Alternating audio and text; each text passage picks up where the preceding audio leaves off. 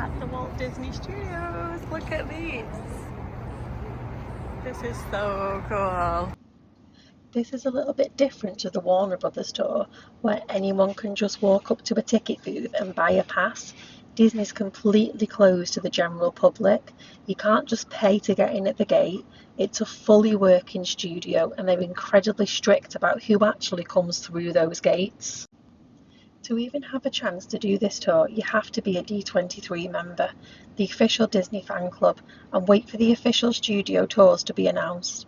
They usually sell out in absolute seconds online, so me and Ant were so unbelievably lucky to get our hands on these.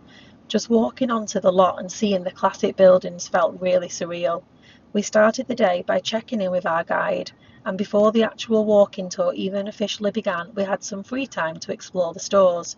We got to go into the exclusive employee-only store where cast members shop, and we were actually allowed to buy things. Obviously, we couldn't resist grabbing some exclusive merch and pins that you literally can't get anywhere else in the world. We then met our tour guide and the tour officially kicked off. First up, we headed to Pluto's Corner. This is the famous intersection of Mickey Avenue and Dopey Drive right in the middle of the studio lot. The actual signpost right there wasn't originally meant to be a permanent fixture. It was just built as a movie prop for the 1941 film The Reluctant Dragon. They just left it there after filming Wrapped, and now it's an iconic photo spot. They named Pluto's Corner at a later date, and they added in a fire hydrant and paw prints. We watched the film when we got home, and it's actually a really good film. Next, we went over to the on-site movie theatre. We didn't actually go inside, but we got to see the outside on the exact day they turned on their brand new digital sign. The guide was so excited. This is the main studio theatre where Disney holds private employee screenings, movie premieres, and where Walt himself used to watch the daily footage of the movies they were working on. After that, we headed into the original animation building, and the history in here was absolutely amazing. This entire building was custom designed by Walt Disney himself, so the animation process literally flowed down through the floors. The top floor, or the third floor, was strictly for the story department and the directors. Once a story was locked in and approved, it moved down to the second and first floors, where the layout artists, background painters, and actual animators did their tedious pencil work. But here is a really good fact. Once all the pencil drawings was done, the artwork was sent out to a completely separate building called the Ink and Paint building. They had to put ink and paint in a totally different building because the strong paint fumes would give the animators massive headaches and the chemicals could actually mess up their delicate pencil drawings. They even built an underground tunnel connecting the two buildings so the painted animation cells wouldn't get ruined by the rain or the LA wind when they were moving them around. But the absolute highlight of the animation building was going into Walt's actual office suite on the third floor.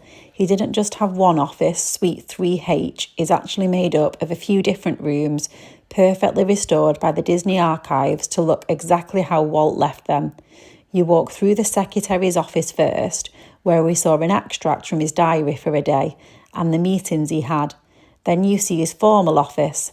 This is the fancy one with the piano where the Sherman brothers used to play Feed the Birds for him and where he met VIP guests and took official photos. But the best part is his working office. This is where the real magic happened, filled with his scripts, blueprints, his low desk and his collection of miniatures. Standing in that room where Disneyland was literally dreamed up was genuinely emotional for all of us. We then headed out of the animation building and into the Legends Courtyard. We loved looking at all the bronze handprints of the Disney legends. You could spend hours out here just finding the handprints of people like Julie Andrews, Robin Williams and Stan Lee.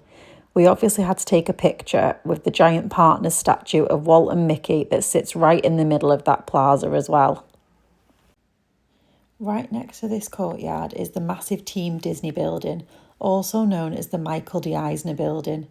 The architecture on this is amazing because the roof is literally held up by massive statues of the Seven Dwarfs. I absolutely loved the Seven Dwarfs, especially Dopey, so this was brilliant to see. If you look closely, Dopey is the smallest, so he looks like he's struggling to hold up the building compared to the others. Then it was time for the Walt Disney Archives. The archives are tucked away inside the Frank G. Wells building, a quick bit of behind-the-scenes Disney history.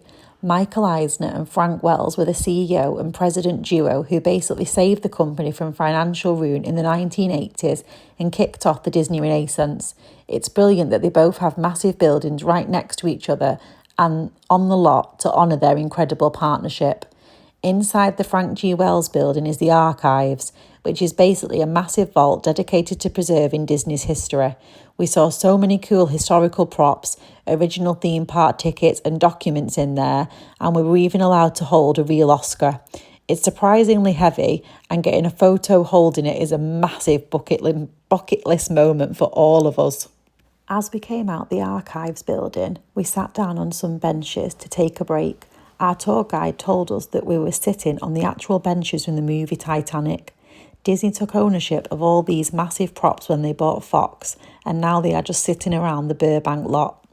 To finish off the day, we had a brilliant walk through the rest of the studios. We went past the Lucasfilm building and we got incredible views of the massive iconic Disney Water Tower. Fun fact, it has 6 legs and has never actually held water. It was just built for aesthetics and fire safety. We then walked right past the historic soundstages, including the legendary Stage 3. This soundstage is hiding a massive underground water tank that they built specifically to film the giant squid attack scene in 20,000 Leagues Under the Sea. Even crazier, because it's so massive, this was also the exact stage where they mocked up and built the original ride vehicles for Disneyland before the park opened, including the riverboat.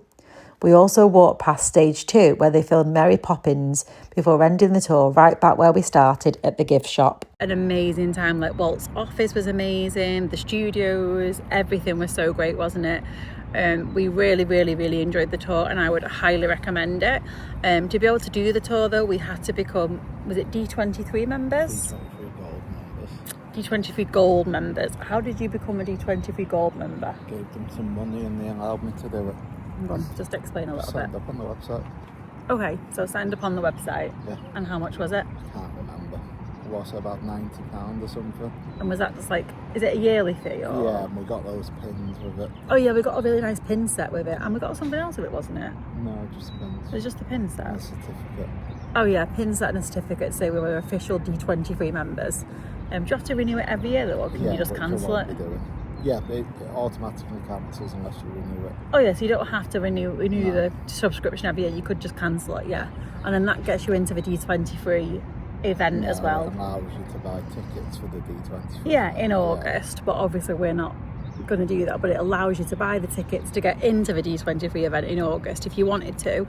So really you could get a double thing with it and come here and do that, but we just signed up to a 1-year subscription so that we could get into here, and then we had to pay to come in here, didn't we, as well? $109 each.